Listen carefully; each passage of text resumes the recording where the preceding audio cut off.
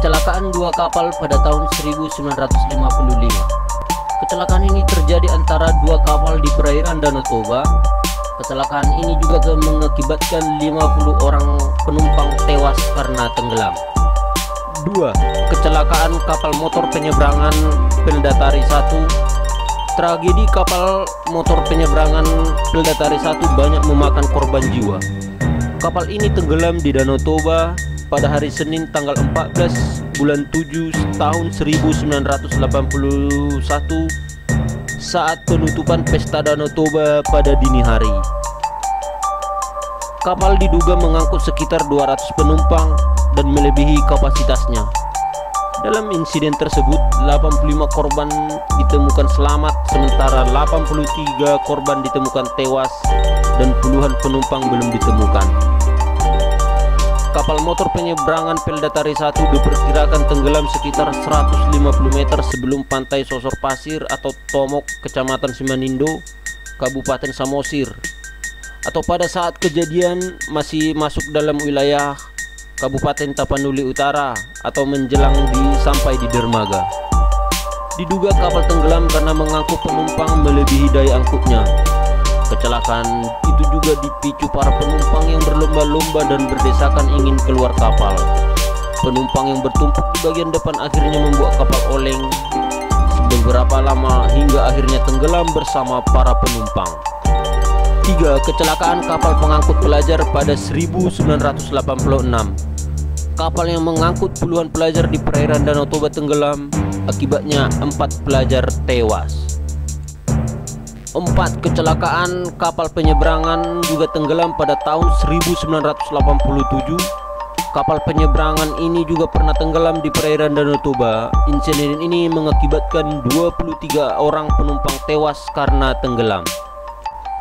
5. Kecelakaan kapal feri Tau Toba 1 yang menabrak kapal motor Yola pada hari Minggu 8 September 2013. Kapal motor feri Tau Toba 1 yang berangkat dari Pelabuhan Tomok, Kabupaten Samosir menuju Pelabuhan Ajibata, Kabupaten Toba Samosir menabrak bagian belakang kapal motor Yola di perairan Danau Toba. Akibatnya kapal motor Yola yang berpenumpang 85 orang oleng. Insiden terjadi saat pesta Danau Toba sekitar pukul 11 WIB. Dalam kecelakaan kapal tersebut sebanyak 81 penumpang selamat dan belasan diantaranya luka-luka, sementara 4 orang penumpang dinyatakan hilang.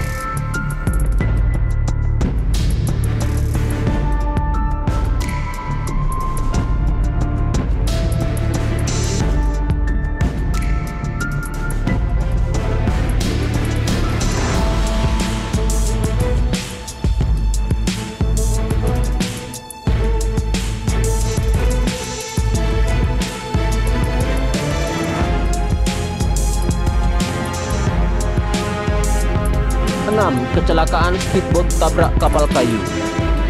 Kecelakaan kapal di Danau Toba juga pernah terjadi pada Sabtu 7 Mei 2016.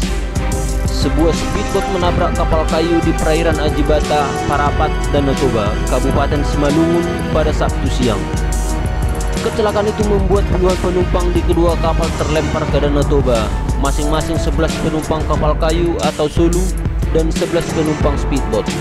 Tidak ada korban jiwa dalam kecelakaan tersebut, namun sejumlah penumpang terluka karena terlempar ke Danau Toba.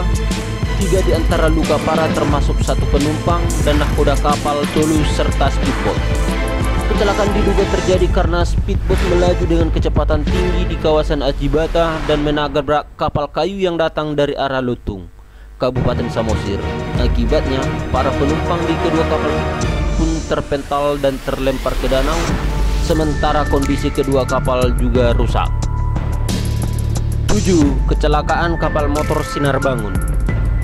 Tragedi kapal motor Sinar Bangun menimbulkan duka cita mendalam, terutama bagi warga Sumatera Utara. Kapal yang diduga kelebihan muatan tenggelam antara Kecamatan Simanindo, Kabupaten Samosir, dengan Desa Tigaras, Kecamatan Dolok Perdamaian, Kabupaten Simalungun, Senin 18 Juni 2018 sekitar pukul 17.30 WIB.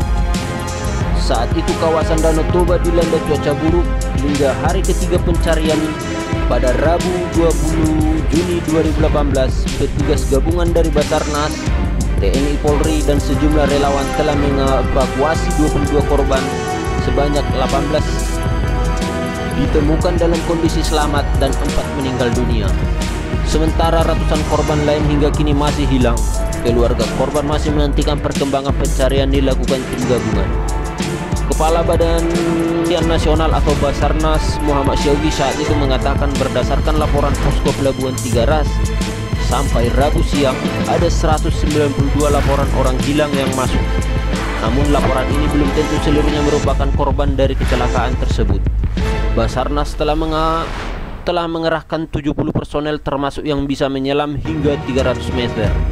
Namun pencarian mengalami kesulitan karena perkiraan kecelakaan memiliki kedalaman hingga 50 meter.